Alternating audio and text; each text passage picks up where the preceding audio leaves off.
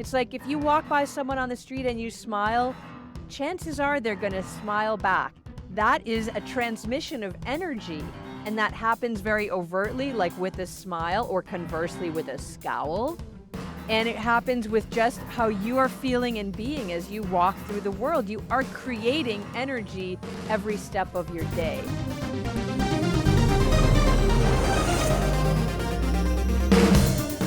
Welcome to the world of energy, where science meets spirit. Ancient wisdom merges with cutting-edge knowledge, and the possibilities for a healthier, happier you are endless. I'm Lauren Walker. And I'm Blaine Wilkes. This is Energy Works, your portal into the incredible world of energy medicine. Whether you're a seasoned energy practitioner seeking to deepen your knowledge or someone new to the concept of energy medicine, this podcast was created for you. Together, we unravel the intricate threads of energy that weave through our lives, revealing practical insights, stories, and actionable tools you can start using right away. Join us on this captivating journey through the world of energy right here and learn how energy works.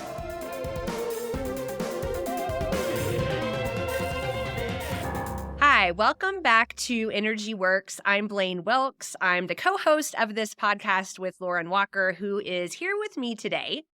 If you listened to our first podcast, this is our second, so welcome. If you listened to the first, we did the theme of that first episode on grounding. So if you haven't listened to that one, maybe back up or just sometime in the next few days while this is fresh on your mind, the content we'll talk about today, go back and listen to the grounding one. And the theme of today's podcast is creativity. And you learned in the first podcast that grounding is just incredibly foundational to you as a healthy, energetic being. If you're not grounded, you don't have appropriately placed roots, it's hard to rise up and grow and move forward in your life. Everything is just unbalanced and unstable unless you are grounded. So on the foundation of grounding, we're going to talk about creativity. And we all are creative beings. And I can tell you from my personal journey, it has taken me years to be able to know what that means and acknowledge that. And so I was in the place of thinking, I am not creative. I am more of a corporate person until within 10 years of my life. I was very methodical. I still am. I worked for Big Four accounting firms for 15 years. And if you would say, Blaine, are you creative? I would say, no, I am not creative at all. I don't do art. I don't paint. I don't sing. I don't do any of those things. I am not at all creative. I'm not a creative person. That's not who I am. Other people are creative. I am not. And I really firmly believe that. I know better now, because what I know now that I didn't know then is you are always creating. I am always creating intentionally or unintentionally. So every action I make is a little creation. It can be a productive creation. It can be a destructive creation. But every little thing I do is creating something. So I'll start there. And Lauren, please hop in and share with us your thoughts on creativity. I love that you really came full circle to understanding your creative potential, which is understanding each of our individual creative potentials, because that is what we're doing. And it might seem strange. Okay, we started with grounding. Why is creativity the next thing we're talking about when we're talking about energy? But and so we want to start to do that with more intentionality, and we want to allow each of you to understand what that means and how we can get into what we call a flow state. You've probably heard that in terms of athletes or artists, but we all have the capacity to get into that flow state where we have access to our creative impulses, and we also have access to the means for bringing them into being, into fruition. And so we are going to take this journey today to understand a little bit more energetically how creativity works. And just like we talked about in grounding, you can be too grounded, which brings immobility in, or not grounded enough, which brings the inability to get anything done. So those oppositional forces are at play. We have the same thing at play in creativity. We can be feel like we're just stuck. We don't have any idea of what to do, how to move forward, what's the next thing, and that would be not being in the flow state. We can be maybe this isn't the right languaging to say too creative, but we can be uncontainered in our creativity and kind of go into a bit of a mania with our overcreation. And if you think about the movie A Beautiful Mind, you get an idea of that over creativity where he didn't have any grounding and he wasn't boundaried in his creativity. And so, therefore, none of that creativity was channeled into something that was useful. And so, it's really important to understand energetically that your creativity is also a product of the energy that runs everything in your life. And so we're going to talk today about creativity and the importance of having your energy on board. So, and I'm not talking about I have enough energy today to get through my day, like I'm really awake or I'm really tired. I'm not talking about that kind of energy. I'm talking about the energy of creativity, how to access it to get into the flow state. Yes, we'll share with you at the end of this episode the actual energetic technique that we do to help us be more creative. It is a science-based technique, and we want to never have you leave an episode with us just kind of talking about what we do or what we think without giving you something to practice in your own energy field, because that's the power of learning about your own energy, is really feeling it in your body, not just understanding energy intellectually, but tuning in and feeling the vibration and the changing and the shifting and the humming and the swirling and everything that's happening in your energy body all the time. That is why you are alive, right? Prana, we call it in yoga, or chi in Chinese medicine, your life force energy and the direction of that life force energy so that you can achieve what you want to achieve. And to build on what Lauren said, I think about this now that I can call myself a creative being. And sometimes I feel over creative, that unbounded creativity, or if I think about where I'm directing my energy, am I just generating creative ideas or am I doing anything with these ideas? It's one thing to have all these great ideas. It's another thing to move it from the creative idea state to the get something done state. And so now my problem, I can say, is almost reverse how I used to think I wasn't creative at all, and I really just lived my life by a series of codes and rules that I adhered to. Now that I really see myself as a creative being, and I'm so full of creative potential, it's the container. So, if you have water, and then you need a glass to hold that water in, because what's happening to that water with no glass? I like to think about using this discussion around water, an apple seed. An apple seed is this tiny, tiny little thing, but how much potential is in that tiny little seed? Well, what can it grow into? How many more apples with their own little seeds can come out of that one little seed? It is infinite.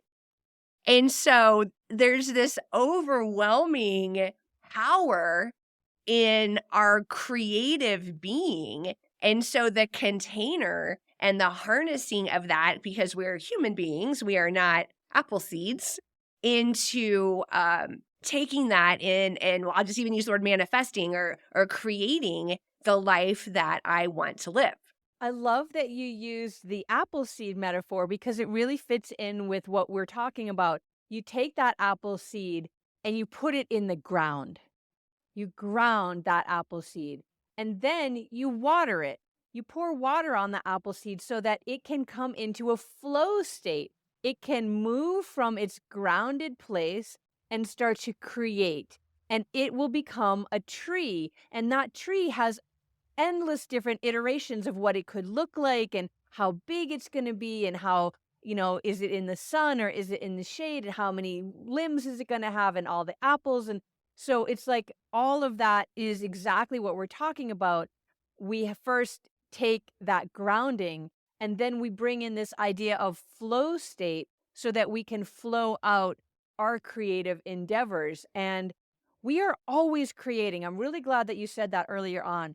We are always creating. And if we bring intentionality to it, we can create in a way that is abundant, that feels good, that is satisfying, that is nourishing, that is co-creative, which we'll talk about in another episode. But if we don't bring our consciousness to it and we don't have the grounding that is going to lead us onto this path, then our creation can also be destructive. We are creating all the time. Either it's beneficial or it's destructive or it's somewhere on the in the spectrum in between.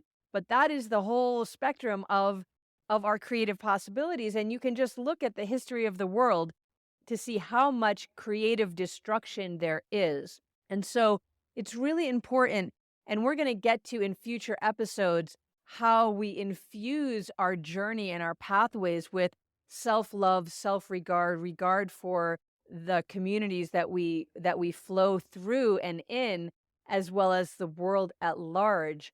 But that needs to start first in ourselves to have that awakening acknowledgement of our creative powers and then to start to tap into those within this container that we're talking about that we're going to share with you at the end of the episode today. And I think a couple of things that I want to add to this is the things that hold us back, the things that keep us from our creative potential. And Blaine, you shared a couple right there. You didn't even think you were creative. You were just rule following and doing your job that you were told to do. And this is what, and you thought creativity is only singing or dancing or playing an instrument or something. And it's not me. But the fact is, it is you. And maybe you had other fears around expressing your creative potential because if you were working within a paradigm that said, well, this is how you make money and this is how you do your job, there you don't have the creativity within that. It's A, B, C, D, and that's it. Then you might have fears around bringing your creative potential to even your working situation. Well, maybe that's not going to be received well. Maybe nobody's going to, listen to my ideas, or maybe I'll lose my job if I start to, bring these ideas up and then I'm not going to be making money anymore. And so then I'm going off in a different tangent instead of the tangent of how can I be creative in every aspect of my life intentionally with love and with commitment to my own journey. Yeah. How can I be creative within the container? Because I didn't allow myself, I love how you said that. I definitely didn't allow myself to reach my creative potential within the container that I was in. I wasn't going to rewrite the rules of accounting. That's just, not going to be done. But I certainly had problems. I was managing teams. I had to deal with clients. There are financial issues all over the place in these businesses. And so there was definitely creativity that I would have to use in problem solving. I just at that time wouldn't have necessarily called it creativity. I probably would have called it problem solving. Like I was good at solving problems. But we all have it because even in that container I was in, even though I wouldn't have labeled it as that, I definitely was using my creativity, even if I wasn't nurturing it. And I think that each of us if we can come to the realization that we are creating all the time, and maybe it's like a paradigm shift. I mean, it was a paradigm shift for me to be able to call myself a creative person. And now I think anyone who looked at my life today would say I was a creative person. And I even have a real life example from the old world when I was still in corporate, when literally at some point something like this came up and I said I wasn't creative. And a friend of mine said, Blaine, yes, you are. You cook all the time. You make recipes. I was a recipe tester for vegan cookbooks at the time. I was very more new in vegan world. And at that time, I mean, now there's a ton of vegan cookbooks and podcasts and YouTube channels and influencers. I mean, there's a whole vegan world. Back when I became vegan, none of that existed. I was very much on my own trying to figure it out. And so I was a little creative maniac in the kitchen. And so a friend of mine called me out once when I said that I wasn't creative. And so bringing it back into the energy and the balance and the creative potential, I think is the mindfulness that even when I'm not in the kitchen or I'm not writing a newsletter or I'm not creating a new course, or Lauren and I just created this podcast. We just went through this whole creative process to be sitting here on microphones in front of cameras to talk to you today. Even when it's not that overtly creative, when I open my eyes in the morning and swing my feet out of bed and put them on the ground and start moving through the world, I'm creating things. And so, and there are ripples to every single one of my actions. And so how can I make sure that my energy is in balance and harmonized and flowing and I'm intentional, so I'm not unintentionally creating things that are harming either myself or others? Oh my gosh, there are so many things that you just said that I want to comment on. And so the first one is I want to go back to that corporate and that structure that you felt that you didn't have any creativity within. But I will say this, and you know this, but our listeners might not. We get often called to come into corporate environments to help teams, just like Blaine was on, to be more efficient, more effective, more relational, better problem solvers. All of those are very creative acts, and all of those can be supported and expanded and brought into balance by doing the very energy works and techniques that we are showing you on this very podcast. So, the things that we are talking about are actually the things that will spark and open up creativity, even within areas that you think might not be creative. You know, if you've got a team that you're working with and you're really struggling with the problem and it's not, you're not coming up with a solution, you could creatively say, hey, let's go outside for a walk and see what we can do. Or let's take a break and order lunch and just eat together and just have conversations about nothing to do with work and see if something then drops in. The reason that corporates go on retreats all the time is to kind of break out of the same thing, doing the same thing every day, every day, every day, and allowing you to open up to new ideas, new directions, to open up to your creative powers. Because, like you said, Blaine, everything that you're doing is an act of creation. And I also love the being creative in the kitchen. Because again, we've got this idealized view of, actors and performers and musicians, and they're the creative ones. But we are all so creative in our lives. If you build a garden, or if you cook in your kitchen, or you're a knitter, anything that you're doing, you are creating. Even if maybe you're not a cook, but one time you want to make a birthday cake for your best friend. So you're going to get the supplies together and you're going to make the decorations on it. And you're going to, let's see, I'm going to put some rose petals on top. And then I'm going to like make her name and out of like little pieces of cookie or little pieces of nuts on the top. Like that is a creative act and it brings all of you to the process and it's so joyful. And so I think that's a piece when you're talking about getting out of bed in the morning and how you're walking through your life. If you're walking through consciously, creatively joyful, that is the ripple of energy that you are sending off into the world around you, that you are creating little waves of as you walk by. It's like if you walk by someone on the street and you smile, chances are they're going to smile back. That is a transmission of energy. And that happens very overtly, like with a smile, or conversely with a scowl.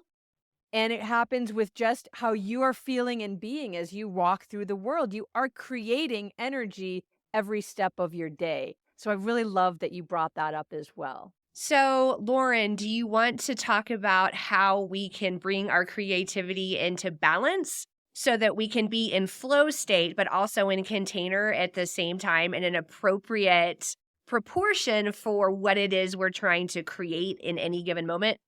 Absolutely. So this goes right into some neuroscience, which is so cool. So a lot of you know this information. For some of you, maybe it's new, but we've got two hemispheres of the brain. We've got the right hemisphere of the brain, which operates the left side of the body, and we have the left hemisphere of the brain, which operates the right side of the body. Now, some of this will be reversed if your dominant hand is left-handed. I think there's about 10% of the population that is left-hand dominant. Right-hand dominant is the predominance of the population. And so how it works is the both sides of the brain have their own unique attributes, the things that they are responsible for. And let me see if I've got to like close my eyes and think about this for a minute. So if I am right hand dominant, that's my left brain dominant. It's the right side of the brain that is the more creative, that sees the world as a whole, that sees the world in pictures and sounds and symbols.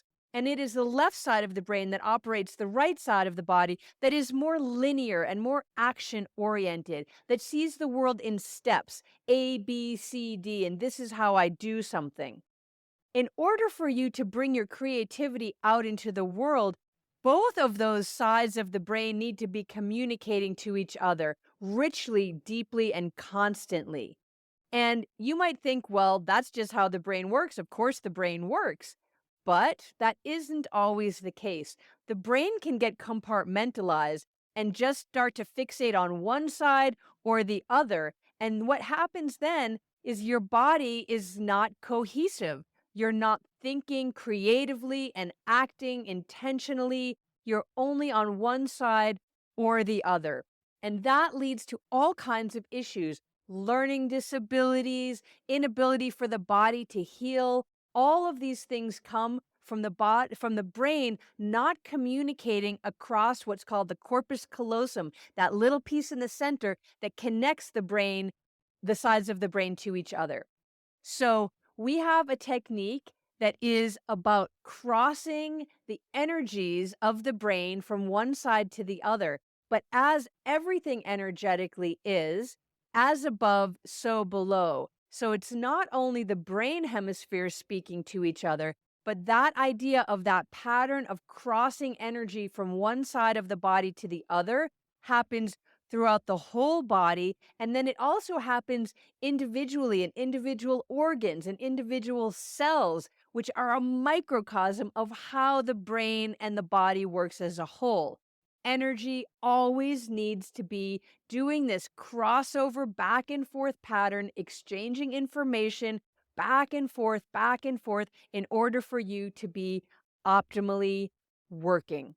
So there's the description of what. And then, Blaine, why don't you lead us through the practice of how? Sure. Thanks, Lauren. That was a great description. And I'm really glad that was you, not me, who just did that whole talk about the right hemisphere and the left hemisphere. So, one of our primary energy patterns, optimal patterns, so we want this to be running optimally, is crossing over for the reasons that Lauren just talked about. So we can use our right hand and our left hand to cross the midline of the body.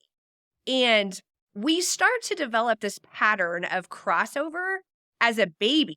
So when babies start to crawl, when they move to crawling, and you can picture a cute baby on their hands and knees figuring out how to crawl, and they're kind of, it's like this waddle, this this, the right leg and the left leg and the right hand and the left hand, they're not moving like a linear robot, right? There's this kind of like side to side, to cross to cross. And so as infants, as babies, that is where we start to establish this really important crossover pattern in our body. And babies who skip that, who don't learn to crawl and start to just pull up and start to walk, that's a sign for people who work in early childhood development that that child needs a little extra support. Because if they skip that, just establishing this all important crossover pattern, they're going to have other problems going forward. And so now we're adults. We're not little babies anymore. We've created some of our own little patterns in our life. And I'm sure that I've been quite compartmentalized, as Lauren was talking about, in different stages in my life. I'm not anymore because I do this practice. We are literally going to cross our body right to left, left to right, right to left, left to right. And you can be standing or sitting, and we're just going to use our hands and our thighs. You can just take your hands and kind of just like almost like you're just washed your hands and you're just flicking off a little bit of water. I'm doing this. If you can see me, if you're a listener on a podcast, I'm just kind of like shaking and brushing off my hands. And I'm going to take my right hand and tap my left thigh and my left hand and tap my right thigh. And I'm just going to do that a bunch of times. And you can actually do shoulder, right? If you're like, I don't know, I can't, if I'm laying in bed, it's hard to reach my thigh. You can do right hand, left shoulder, left hand, right shoulder. And I'm just going back and forth. And if you want to add some breath work to this, this is where it gets kind of like tap the head, rub the belly sort of thing. Breathe in through the nose, out through the mouth. And we'll have a whole episode on breath work in the future, but we're just being very intentional. We're breathing in an intentional way, and we're crossing our body in an intentional way, and we're using our energy that is within us to bring us into this crossover pattern so we can optimize our ability to be creative to its fullest potential. Lauren, do you want to add anything to that? I love that. I think that's perfect. If you could see it and you followed us, that's great. And if you were listening, then you got a good idea of just bringing your hand across the body. This is really one of, again, these foundational techniques that is going to help you so much. And it seems so simple, and yet it really is a powerful, transformative practice to start to get your creativity flowing. So I hope that you've enjoyed this episode and that you feel creatively inspired.